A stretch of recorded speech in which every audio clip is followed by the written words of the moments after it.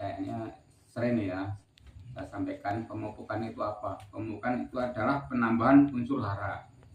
Penambahan unsur hara dalam tanah ini namanya penambahan ya. Namanya penambahan itu ya kalau bisa juga ditambah, bisa juga tidak ya. Kalau seandainya tanahnya subur ya mungkin penambahannya sedikit ya. Tapi kalau seandainya tanahnya tandus ya nambahnya banyak. Makanya pupuk itu nggak bisa dipastikan ini berapa, luas 1 hektar ini berapa. Ini tergantung dari kondisi tanah kita ya. Itu pemberian pupuknya tergantung dari kesuburan tanah kita ya. Ini seandainya kalau sirkulasi berjalan dengan baik ya mungkin nggak perlu pupuk terlalu banyak ya. Itu di situ bakterinya masih bagus, bakteri pengurainya ya, terus bahan-bahan organik dalam tanah masih banyak ya, penambahan pupuk tidak banyak.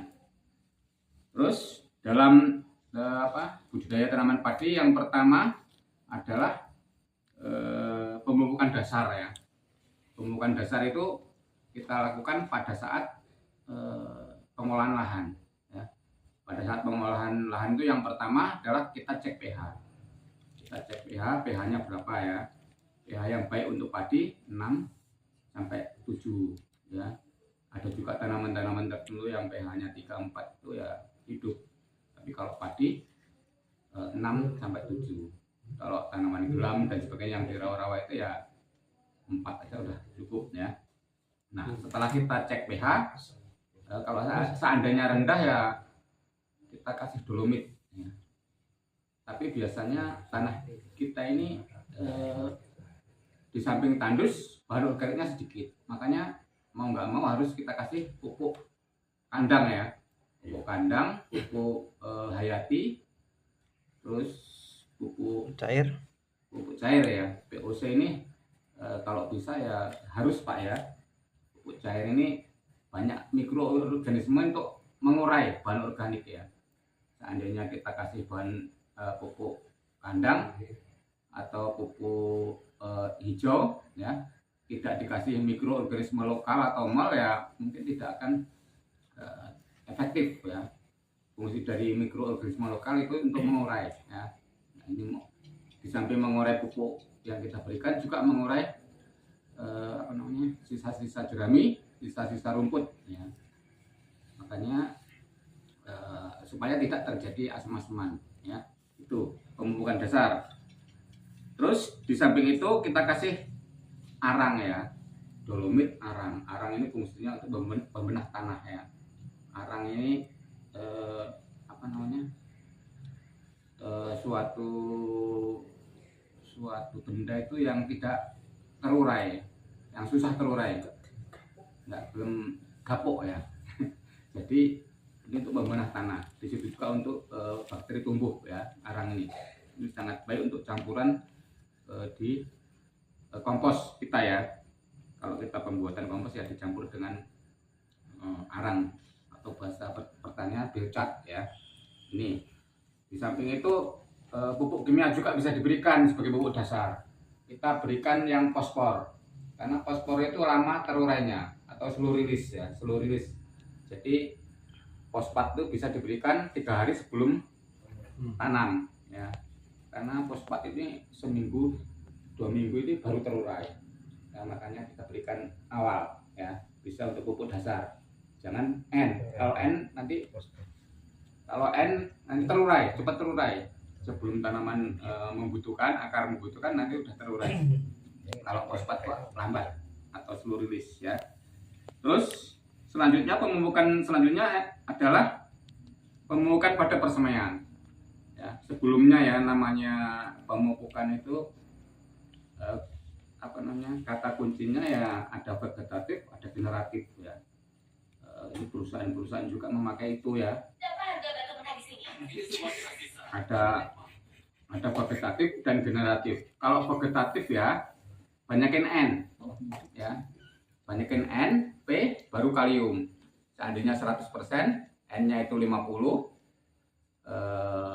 P-nya 30 ya. K-nya 20 aja.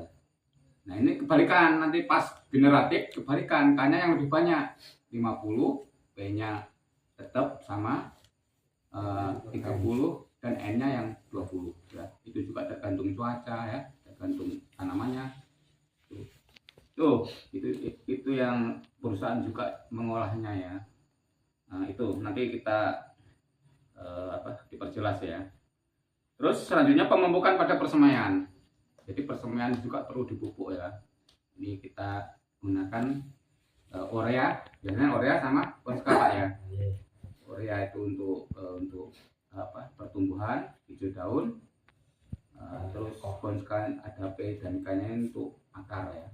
Kalium itu untuk batangnya. Jadi perbandingannya bisa 2-1 ya, 2 urea 1 Ponska, karena kita subsidi ya, kita subsidi itu. Terus selanjutnya pemupukan pertama.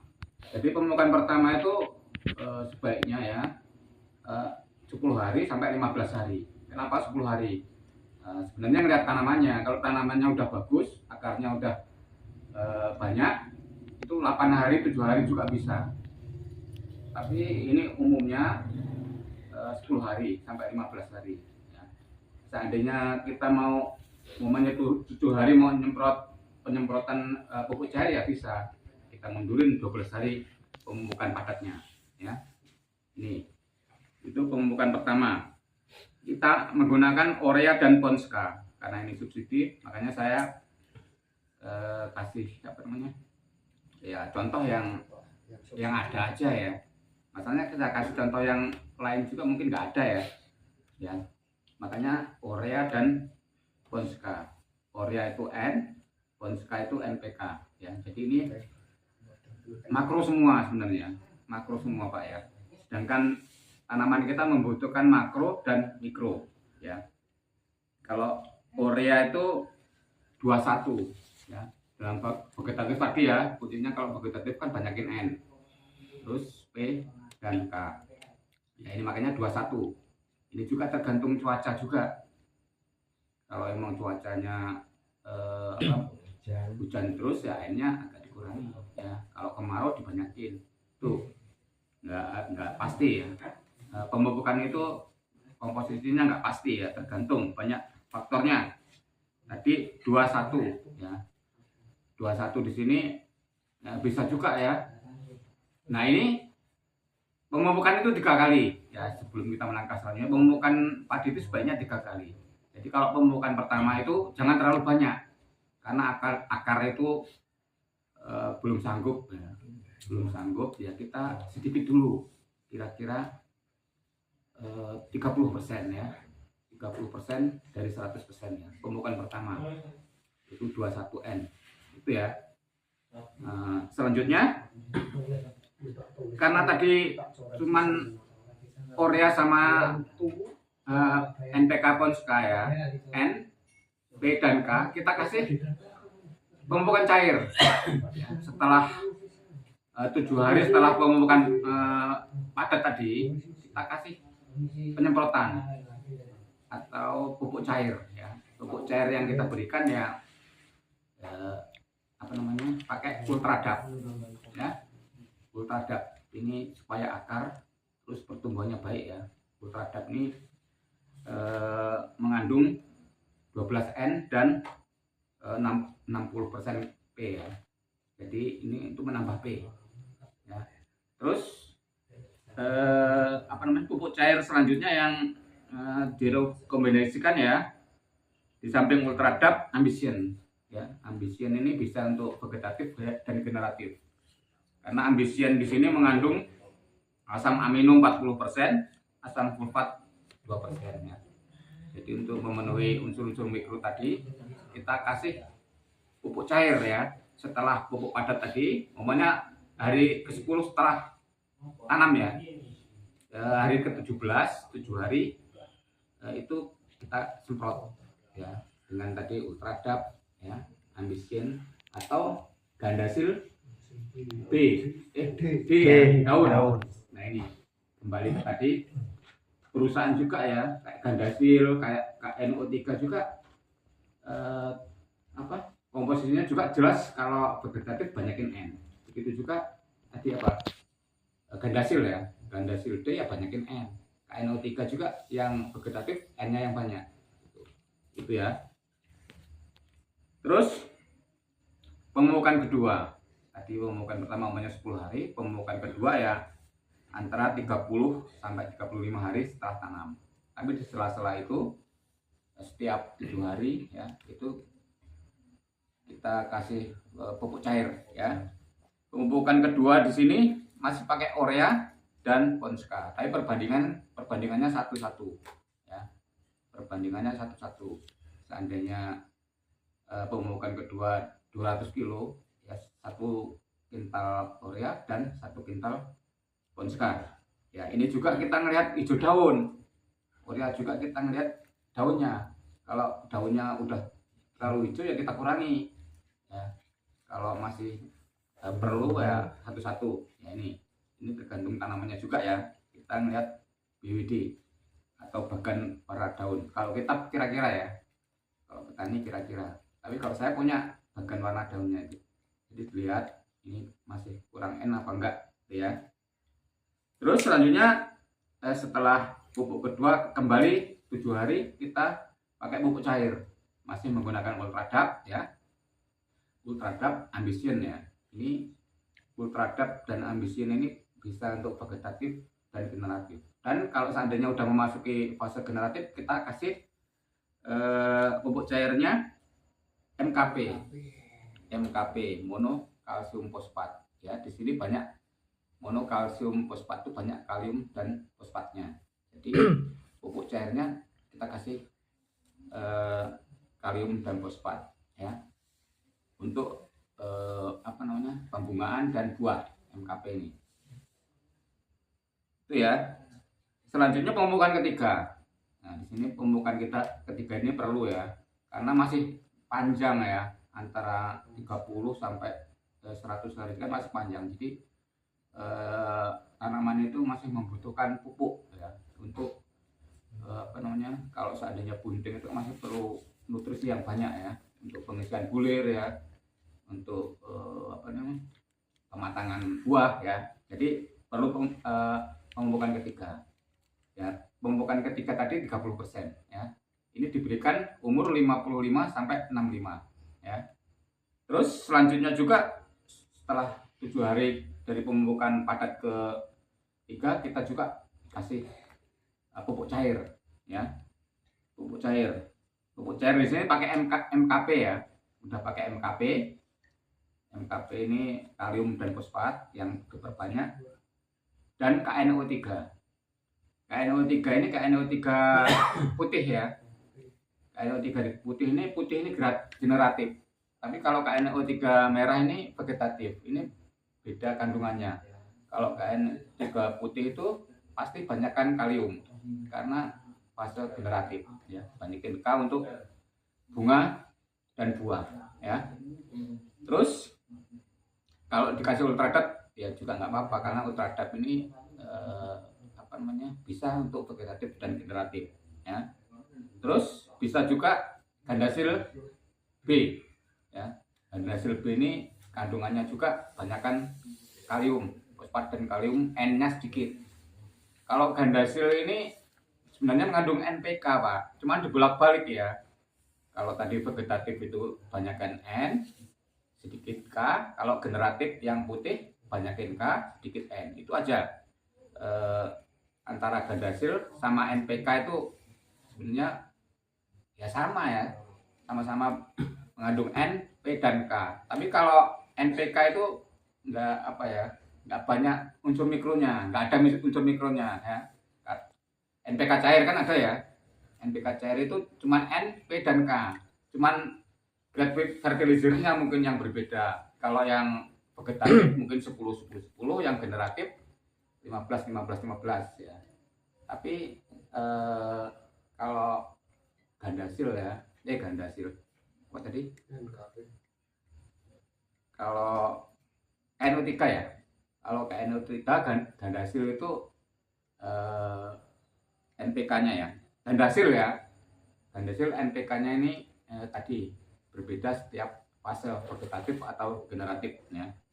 Terus selanjutnya catatan ya, pemupukan tidak bisa langsung banyak ya, makanya tadi dibagi 3 ya. Ada di luar sana yang pemupukan 1 kali, ya nggak dianjurkan ya. Namanya kita makan ya, kan ada porsinya, kekenyangan. Kalau habisnya 2 piring malah suruh ngabisin 3 piring ya nggak efisien ya, nggak efisien. Terus kalau pemupukan pertama juga ya jangan terlalu banyak tadi, karena akar belum kuat, belum mampu ya menyerap. Terus tanamannya juga masih kecil, yang dibutuhkan kalau masih kecil juga pasti nggak banyak ya. Itu pemupukan tidak bisa langsung banyak ya, jadi continue. Begitu juga tadi yang penyemprotan pupuk cair tadi kan tiap 7 hari atau 10 hari sekali ya, continue. Terus sebelum pengolahan lahan cek pH tadi itu, kalau kita ya umumnya di bawah 6 ya, makanya tadi ditambah pupuk kompos ya, kandang, pupuk hijau ya, atau mikroorganisme lokal tadi. Terus pemberian pupuk fase vegetatif yang tadi sudah saya sampaikan ya, ini. Terus beda tanah beda pupuk, jadi antara tempat bapak dengan tetangga bapak mungkin lain ya, karena kesuburan tanah berbeda. Mungkin dalam 1 hektar punya bapak hanya butuh 3 kuintal, yang sebelahnya butuh 5 kental. Itu perbedaan kesuburan lahan, perbedaan waktu pemberian pupuk dasar pada awal pengolahan mungkin ya. Tuh. Dan waktu pemupukan yang baik itu pagi dan sore ya. Kenapa pagi dan sore? Kalau siang terlalu panas, jadi mungkin banyak penguapan ya, matahari terik. Kalau terlalu pagi banyak embun, nanti kekentalannya juga akan berbeda ya. Tuh. Terus jangan hujan ya, jangan pada waktu hujan, itu juga nanti akan larut ya. Terus selanjutnya, cara mengetahui tanah subur atau tidak udah pernah saya sampaikan, yaitu dicek secara fisik, kimia, dan biologi. Kalau tanah yang subur itu gembur ya, terus cenderung coklat ya, terus pH-nya itu normal, nilai tukar katiolnya tinggi, terus secara biologi banyak mikroorganisme, banyak cacing ya. Nah, terus yang lainnya ya, kalau melihat tanah kita subur itu apa Pak? Dengan melihat tanaman sebelumnya ya. Kalau bapak yang tahu sawah bapak itu subur apa enggak, lihat padi bapak sebelumnya kurus apa enggak. Kalau subur berarti tanahnya baik, kalau kurang subur ya tambah pupuknya ya. Melihat tanaman sebelumnya, kalau melihat tanah itu subur apa enggak, mungkin bapak sendiri yang tahu, kalau orang lain enggak tahu. Dan lihat tumbuh rumputnya, rumput itu tumbuh dengan subur enggak. Terus ada yang nggak senang tanahnya tuh rumputnya subur, padahal itu indikator bahwa tanah itu subur ya. Tapi ya harus kita kendalikan ya. Kalau nggak ada rumputnya malah curiga, ini tanah kita ini kok tandus ya. Tuh. Terus pada hari ke-30 dan 60 kalau bisa dilihat cek pH-nya ya. Yang tadi pas pengolahan lahan setiap bulan jadi ya 30 dan 60 cek pH-nya. Ini berarti biasanya kalau petani milenial ya cek pH ini ya. Seandainya pH-nya turun ya karena mungkin penambahan pupuk kimia kan asam ya. Jadi kalau makin banyak pupuk kimia ya pH-nya akan turun. Jadi ditambah dolomit, ditambah asam humat atau mol ya, atau E4. Nah, ini untuk menaikkan pH ya. Terus waktu-waktu yang dihindari dalam pemupukan, yang pertama tadi matahari terik ya. Terus tanaman terserang jamur dan bakteri. Seandainya terserang jamur dan bakteri ya jangan dipupuk, diobati dulu ya. Itu dan tidak efektif ya. Terus waktu yang dihindari saat berbunga. Jadi kalau padi pas berbunga jangan dipupuk ya, nanti mengganggu proses penyerbukan, dipupuk atau disemprot ya. Tuh, tunggu setelah sebelum berbunga atau setelah berbunga ya. Kalau kita lewat-lewat itu kan mengganggu ya, waktu kita penebaran juga. Tuh, terus malam hari kalau kita terlalu rajin ya, terlalu giat ya, malam hari itu ya nggak baik, banyak embun ya. Banyak embun ini akan mempengaruhi kekentalan kaenceran ya. Tuh, terus mendung atau hujan jelas ya, awal-awal udah tahu lah kalau pas mendung mau hujan ya nggak mupuk ya, nanti pupuknya juga percuma ya, larut atau hanyut ya. Nah ini selanjutnya nih waktu pemupukan ya. Nah ini yang perlu diketahui supaya efektif ya, air harus dikurangi Pak ya, jangan pas banyak air kita pupuk ya, keencerannya juga akan encer ya. Kalau kita buat kopi ya, mamanya harusnya 1 sendok, kita kasih setengah sendok ya kurang manis ya. Begitu juga pupuk, kalau kebanyakan air ya nggak ini penyerapannya ya. Ya itu, jadi harus macam-macam supaya kekentalannya juga pas ya. Kalau terlalu encer ya pupuknya kurang maksimal ya. Itu jadi seandainya kita mupuk, kita kurangi airnya, kita macam-macam aja ya. Nah, kendala air ya, kendala air. Mungkin itu ya masalah pemupukan ya, masalah pemupukan tanaman padi. Nanti ada tanya jawab ya. Kurang lebihnya saya mohon maaf. Wassalamualaikum warahmatullahi wabarakatuh.